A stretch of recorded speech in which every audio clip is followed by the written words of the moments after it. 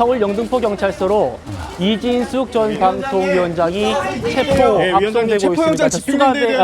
손에 지금 뭔가 있는 거 보니 수갑을 찬 것 같은데 한번 이진숙 전 위원장의 목소리 좀 들어볼까요? 얘기 좀 하겠습니다. 전쟁입니다. 이 말을 한 여성이 떠오르네요. 이재명이 시켰습니까? 정청래가 시켰습니까? 아니면 개딸들이 시켰습니까? 방송통신위원회라는 기관 하나 없애는 것도 모자라서 이제 저 이진숙한테 이렇게 수갑을 채우는 겁니까? 제가 이전에 했던 말 다시 한번 국민 여러분께 들려드립니다. 민주당과 좌파 집단은 우리가 상상하는 모든 일을 하는 집단이다. 또 우리가 상상하지도 못하는 일을 하는 집단이다. 제가 그렇게 얘기한 적 있죠. 자, 이진숙 저기 수갑 차고 있습니다. 방송통신위원회라는 기관 하나 없앴습니다. 법까지 만들어서 없앴습니다. 민주당 의원들은 제가 대통령의 가치와 철학과 배치돼서 없앤다고 사퇴하라고 했습니다. 대통령의 가치와 철학과 맞지 않아서 사퇴해라? 그건 대통령이 시키는 말을 듣지 않아서 저를 자르고 기관까지 없앤다는 뜻 아닙니까? 그것도 모자라서 이제 저 이진숙한테 이렇게 수갑까지 채웁니다. 그 이유가 영등포 경찰서에서 저한테 출석 요구서를 3차례 보낸 것은 사실입니다.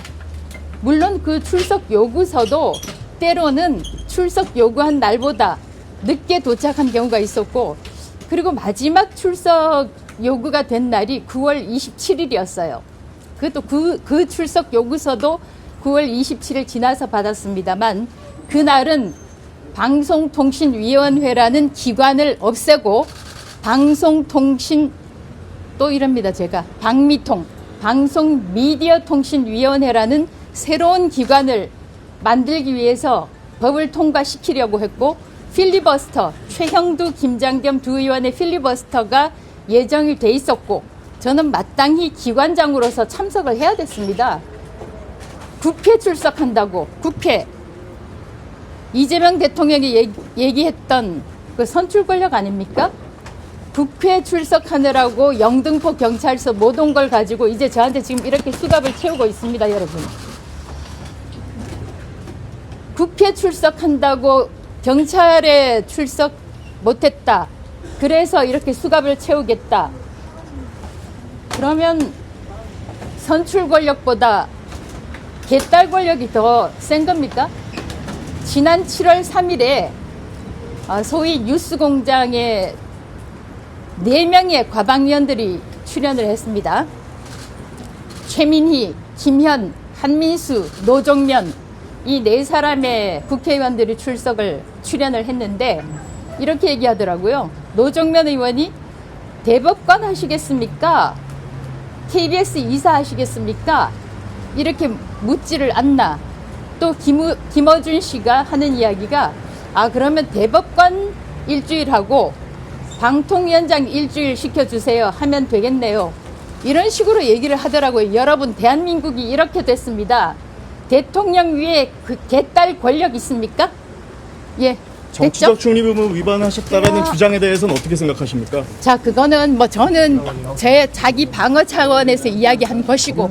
자, 봅시다. 소환조사는 언제? 전쟁입니다 라고 말했던 사람이 생각난다. 김현지 실장을 언급한 겁니다. 개딸이나 누가 시켰느냐, 방통위 없애는 걸로 모자라서 나에게 수갑까지 채우느냐. 보시는 것처럼 수건에 가려져 있었습니다만 분명히 수갑을 찬 상태로 압송되는 모습 살펴봤습니다. 민주당과 좌파가 상상하는 모든 일을 하는 집단이다. 대통령 말을 안 듣는다고 자르고 기관을 없앴다. 영등포 경찰서가 출석 요구서를 3차례 보낸 건 맞는데 마지막 출석 요구서는 9월 27일이 지나서 받았다. 그런데 27일은 내가 방통위원장, 기관장으로서 국민의힘의 필리버스터 본회의에 출석해 있는 상태였다.